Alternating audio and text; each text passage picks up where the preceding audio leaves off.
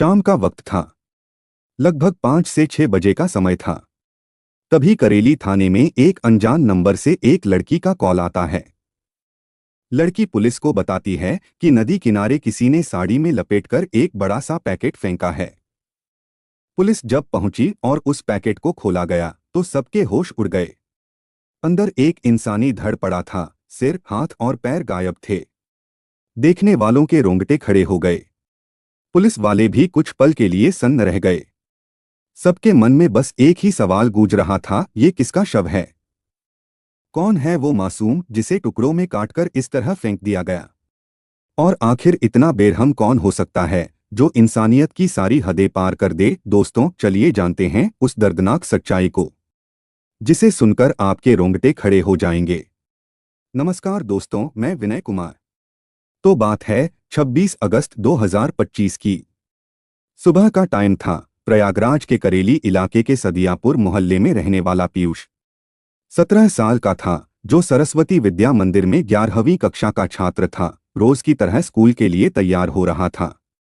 उसने अपनी सफेद शर्ट और ग्रे पैंट पहनी, पीठ पर स्कूल का पिट्ठू बैग टांगा और अपनी मां कामिनी को अलविदा कहकर घर से निकल गया। सीसीटीवी फुटेज में वह गली से गुजरता हुआ दिखा, स्कूल की ओर बढ़ता हुआ। उसकी मां और 2 बड़े भाइयों को यकीन था कि वह स्कूल पहुंच जाएगा, जैसे हर रोज पहुंचता था। पीयूष का परिवार साधारण था। उसके पिता की कुछ साल पहले मृत्यु हो चुकी थी और मां कामिनी अपने 3 बेटों के साथ मेहनत मशक्कत से जिंदगी चला रही थी।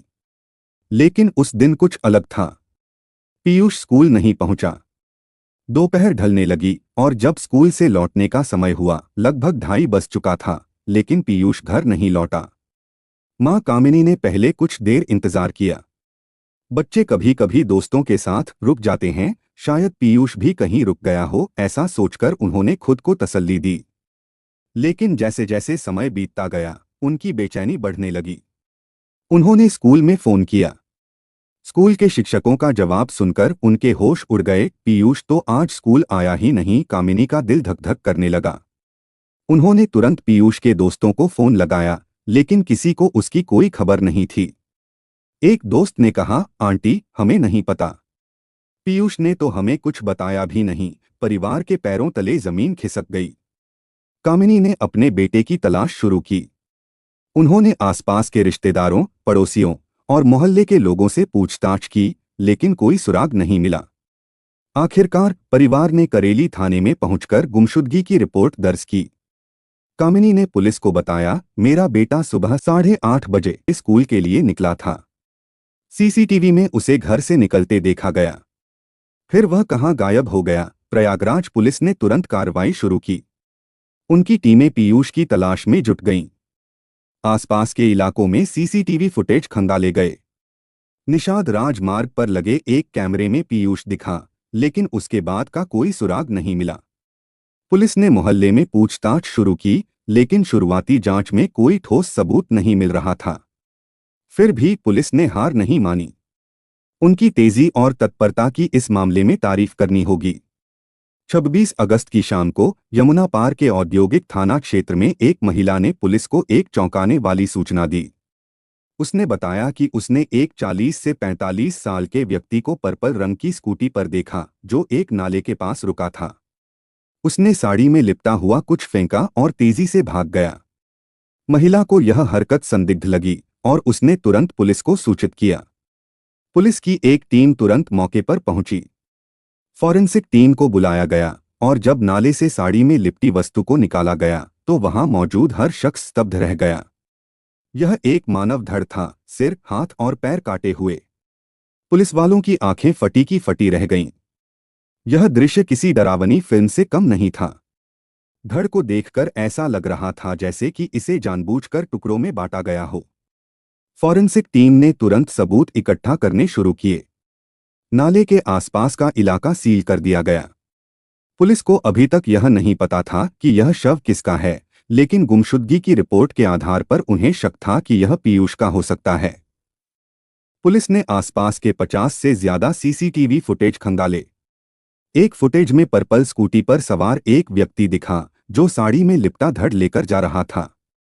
उसने हाफ पैंट और शर्ट पहन रखी थी और स्कूटी के अगले हिस्से में साड़ी में लिपटा धड़ साफ दिख रहा था।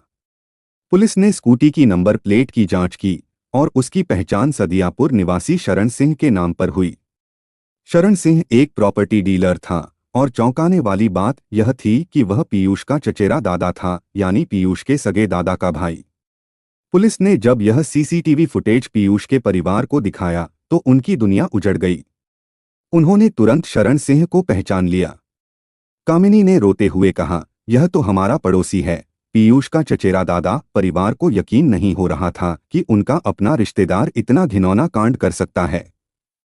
लेकिन शरण की शातिरता यहीं खत्म नहीं हुई। पुलिस की जांच में पता चला कि हत्या के बाद शरण सिंह पीयूष के घर गया था। वह वहां परिवार के साथ बैठकर सांत्वना दे रहा था। वह कहता रहा कि परेशान मत हो, पीयूष मिल जाएगा। वह घर के बाहर कुर्सी डालकर बैठता जैसे कुछ हुआ ही न हो। पड़ोसियों ने बताया कि वह पूरे मोहल्ले में यह कहकर घूम रहा था कि वह भी पीयूष की तलाश में है। उसकी इस एक्टिंग ने पुलिस को भी हैरान कर दिया। 27 अगस्त की सुबह पुलिस ने शरण सिंह को करेली क्षेत्र से हिरासत में लिया। शुरुआत में उसने कुछ नहीं बताया, लेकिन पुलिस की सख्त पूछताछ के सामने वह टूट गया। उसने जो कहानी सुनाई वह इतनी भयावह थी कि सुनने वालों के रोंगटे खड़े हो गए। शरण सिंह की जिंदगी में दुख कोई नई बात नहीं थी। 2023 में उसकी बेटी ने अपने आप कर ली थी और 2024 में उसका बेटा यमुना नदी में कूद गया था, जिसके चलते उसकी भी मौत हो चुकी थी। 1 साल के भीतर अपने दोनों बच्चों को खोने का सदमा शरण को तोड़ चुका था। वह मानसिक रूप से अस्थिर हो गया था और तंत्र मंत्र के चक्कर में पड़ गया।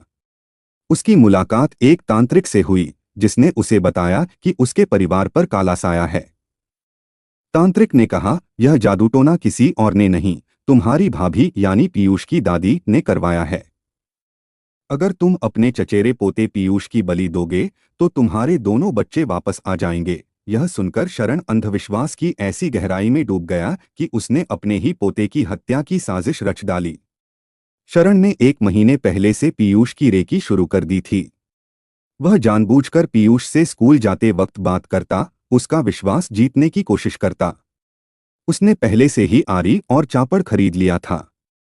उसकी योजना इतनी सुनियोजित थी कि वह कोई सुराग नहीं छोड़ना चाहता था।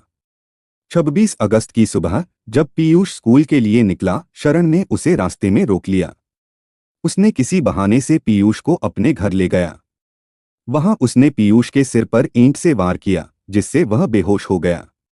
फिर शरण ने तंत्र मंत्र की क्रिया शुरू की। उसने काली माता की मूर्ति के सामने चौकी बिछाई और मंत्र पढ़ने लगा। लेकिन तभी पीयूष को होश आने लगा। घबराए शरण ने तकिए से उसका मुंह दबा दिया और तब तक दबाए रखा जब तक उसकी सांसें थम नहीं गईं। हत्या के बाद शरण ने तंत्र मंत्र की क्रिया जारी रखी। उसने आरी से एक झटके में पीयूष का सिर धड़ से अलग कर दिया। फिर चापड़ से उसके हाथ और पैर काटे। उसने शव को 6 टुकड़ों में बांट दिया, सिर, धड़, 2 हाथ और 2 पैर। पूरा घर खून से लथपथ हो गया था। शरण ने घर को साफ किया, 4 लीटर इत्र छिड़का और 100 धूप बत्तियां जलाकर बदबू को छिपाया। उसने सिर और अंगों को पॉलीथीन में पैक किया, जबकि धड़ को साड़ी में लपेटा। फिर वह अपनी पर्पल स्कूटी पर सवार होकर निकल पड़ा। उसने सिर और अंगों को करेड़ा जंगल में फेंका और धड़ को यमुना पार के एक नाले में डाल दिया। प्रयागराज पुलिस की तारीफ करनी होगी, जिन्होंने इस मामले को कुछ ही घंटों में सुलझा लिया। सीसीटीवी फुटेज, गवाहों के बयान और फॉरेंसिक सबूतों के आधार पर उन्होंने शरण सिंह को हिरासत में लिया। उसकी निशानदेही पर पीयूष का कटा हुआ सिर और हाथ पैर करेड़ा जंगल और सैदपुर कछार से बरामद किए गए। पुलिस ने हत्या में प्रयुक्त आरी, चापड़ और कुछ नकदी भी बरामद की। डीसीपी अभिषेक भारती ने बताया, शरण सिंह ने तांत्रिक के बहकावे में आकर यह जघन्य अपराध किया। उसने माना कि उसे लगता था कि पीयूष की बलि देने से उसके बच्चे वापस आ जाएंगे। पुलिस अब उस तांत्रिक की तलाश में जुट गई है जिसने शरण को इस घिनौने कृत्य के लिए उकसाया। शरण के खिलाफ अपहरण और हत्या का मुकदमा दर्ज किया गया है। पुलिस ने बताया कि शरण का आपराधिक इतिहास भी रहा है। 2018 और 2019 में उस पर मारपीट के 2 मामले दर्ज थे। पीयूष का परिवार पूरी तरह टूट चुका है। मां कामिनी और भाइयों का रो रो कर बुरा हाल है। परिवार का कहना है कि शरण ने तांत्रिक के कहने पर 5 बच्चों की बलि देने की योजना बनाई थी और पीयूष उसका पहला शिकार था। कामिनी ने कहा, मेरा बेटा स्कूल गया था। सीसीटीवी में उसे जाते देखा गया, लेकिन वह स्कूल पहुंचा ही नहीं। मेरे सगे चाचा ने उसकी बोटी बोटी काट दी। परिवार ने शरण सिंह के लिए फांसी की सजा की मांग की है। पड़ोसियों ने बताया कि शरण पहले चोरी जैसे अपराधों में लिप्त था, लेकिन बाद में प्रॉपर्टी डीलर बन गया और कई मंजिला मकान का मालिक था। फिर भी वह अंधविश्वास की भेंट चढ़ गया। यह मामला न केवल रिश्तों को कलंकित करता है, बल्कि अंधविश्वास की भयावहता को भी उजागर करता है। एक पढ़ा लिखा प्रॉपर्टी डीलर, जिसके पास सब कुछ था, तांत्रिक के बहकावे में आकर अपने ही पोते की बलि देने को तैयार हो गया। पीयूष, जो अपनी जिंदगी की शुरुआत कर रहा था, जिसके सपने बड़े थे, वह इस अंधविश्वास का शिकार बन गया। यह कहानी हमें सोचने पर मजबूर करती है कि शिक्षा और जागरूकता के अभाव में लोग कितनी आसानी से तंत्र मंत्र के जाल में फंस जाते हैं। पुलिस ने इस केस को सुलझा लिया है, लेकिन पीयूष के परिवार का दर्द कभी कम नहीं होगा। अब सवाल यह है कि क्या तांत्रिक को भी सजा मिलेगी? और क्या समाज इस तरह के अंधविश्वास से मुक्त हो पाएगा? यह एक ऐसा सवाल है जिसका जवाब समय और हमारी जागरूकता ही देगा। इस घटना को सुनाने का मेरा मकसद किसी के दिल को ठेस पहुंचाना नहीं है, बल्कि इस कहानी की मदद से लोगों को जागरूक करना है।